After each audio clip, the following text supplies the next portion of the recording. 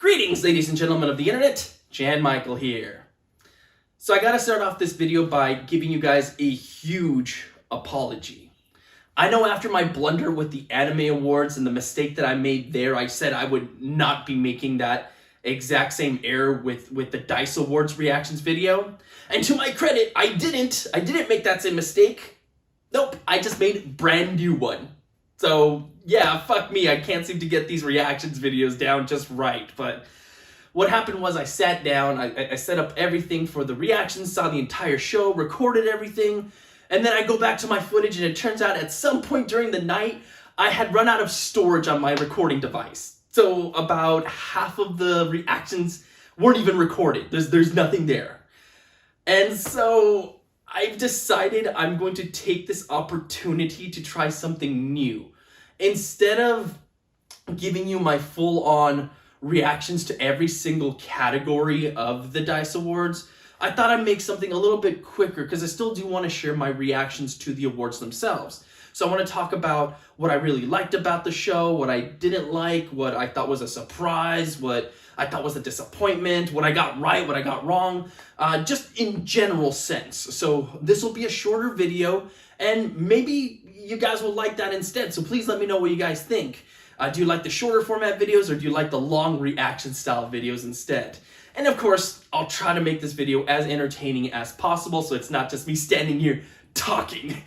So with that being said, let's go ahead and jump right into the DICE Awards. So yeah, the DICE Awards. Once again, the show was hosted by Greg Miller and Jessica Chobot, and they did their usual comedy spiel that they do every single year at the show. And some of it is funny, some of it's not, some of it's just kind of whatever, cringy and what have you. So all in all, it was just your typical affair.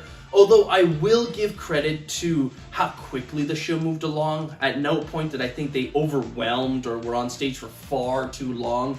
So I like the pacing of the show. And huge props to Greg for two moments in the show. First and foremost, the call out for the NFT bullshit. I love that the two of them actually said how stupid this was and how the game companies should not be participating in this whatsoever. The second thing that I give mad respects to is for this. Of course, we can't talk about the industry we love so much without also talking about the stories of abuse and harassment employees faced at Activision Blizzard and other companies. But since this is a formal event being broadcast to audiences across the world, I'm only going to say F Bobby Kotick. I'm just kidding, fuck Bobby Kotick, come on! That's just fucking awesome. We seem to live in a time where people are afraid to call out others on their bullshit. And I understand to some degree because you don't want to put your foot in your mouth or say something you might regret later on. But there are some people that just need to be called out. So well done, Greg. Fuck Bobby Kotick indeed. He deserves all the hate that is thrust upon him for everything he's done to his employees. Mad respect. This is actually something that I really wanted to see Jeff Keighley do at the Game Awards. I know a lot of other people did as well. And we thought we might get that because, heck, he called out Konami, an entire company, for what they did to Hideo Kojima. So I was so hoping that he would take that step and be like, hey, Bobby, you gotta stop, right? Step down from your position, treat your workers better, and just stop being an all-round terrible fucking person. But he didn't.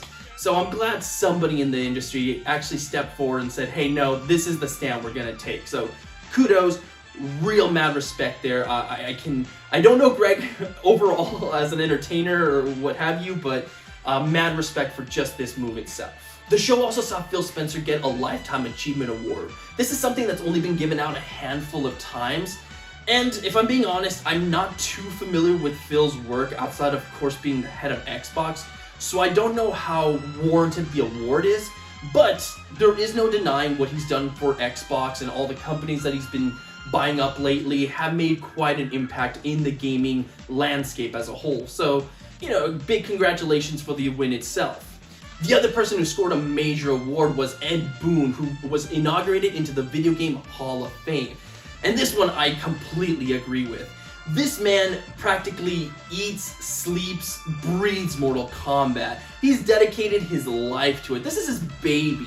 So to kind of see his work just being honored here and just cemented for a lifetime of being remembered, just so awesome. And seeing him go up there and just give his team a big shout out and all the people that he's known over the years, it was really cool to see. So I really like the award being given to him and his inauguration into that Hall of Fame. But enough of that bullshit. You want to know about the awards, right? And how I did. Well, I got 12 out of the 19 correct, so I missed 7, which is pretty typical of me actually. I usually miss around 6 or 7 every year, so it's been a pretty average year for my predictions in terms of the video game awards. So there's that for you. Talking about some of the more shocking or surprising moments, Halo Infinite won both of its awards. In my predictions, I didn't really have it winning either of them, and the reason for it is because I know the player count has dropped significantly since its first launch, but it seems the industry still really likes what Halo did and have mad respect for the series, so for it to take home both its wins, awesome. Another game that took home both its wins that surprised was Marvel's Guardians of the Galaxy. I always knew it might sneak off a win with the Story Award, which I think is the one thing that everyone really liked about the game, that and the dialogue. But for it to also win Adventure Game of the Year, that's a real cool victory. Returnal also took home 2 awards that night, which is really freaking awesome because it is a great game that deserves some love. I thought for sure maybe one of the game awards was going to go home with no awards whatsoever, but I did not anticipate that to be Inscryption, which hands down is the thing that pissed me off the most that night. Inscryption is a fucking awesome game, and for it to not take home a single award is it's just shocking. I have no other words for it. I have a feeling that it's because it came out so late in the year that maybe not a lot of people got a chance to play it. And if you just happen to be one of those people, I implore you, please give this game a shot. It's so well done, and you'll understand why I'm saying it needed to go home with some awards. Another kind of disappointment, though a more minor one, is that we didn't see Nintendo Guy this year, who's been a staple of the awards for the last couple of years. Mostly just because Nintendo really didn't win anything other than sports game this year. And it did so in that kind of little montage that these game awards tend to do. It listed off 3 awards and just said, oh, here are the winners for these 3 awards, and didn't really give any of the developers a chance to come up and give like an acceptance speech, which I never approve of. I mean, these games take a long time to make, sometimes years to make. So, you know, I do think you need to give these creators a chance to just come on stage, even if all at once, and just give a quick thanks. Or at the very least, let them stand up at their respective tables and kind of just wave and be acknowledged. It's their moment to shine, which they have done in previous years, so them not even doing that was pretty much a big step back. I really hope they fix this at some point, because I don't agree with that whatsoever. VR also scored a major win with Lone Echo 2, which took home both of its awards as well. This is something that I didn't predict right, but in my defense, I just don't play a lot of VR games, so I'm just not too well versed in what's out there. I thought maybe Resident Evil 4 might take home these awards, but I will admit also that while watching the awards, the thought did cross my mind that Resident Evil 4 is a pretty old game at this point, so maybe it's unfair for just another iteration of that game to win the award. And as Lone Echo took home the awards, it kind of cemented that. Other quick little victories for myself. I got the best sports game right with Mario Golf. They always tend to give it to the Nintendo game on this one. Best fighting game, I got that one right. Best racing game, which was, you know, a no big deal. That one was like the easiest award to predict for the night. And of course, Game of the Year, which actually had me on the edge of my seat, because up to that point, I had no idea what was actually going to take it. It looked like it was gearing up for Ratchet & Clank to take the win, because it had won 4 awards up to that point, the most out of any other game. So it definitely looked like it was being set up for the win. The other ones, I mean, they weren't doing as hot. Returnal did take home 2, which made me think maybe they were going to go in that direction, but both Deathloop and It Takes Two had only taken 1, so their victories were looking less likely, but not impossible, unlike Inscryption, which again took home 0, which, again, super salty about that one. But lo and behold, at the last minute, It Takes Two took home the victory, so I'm very fucking happy with that one.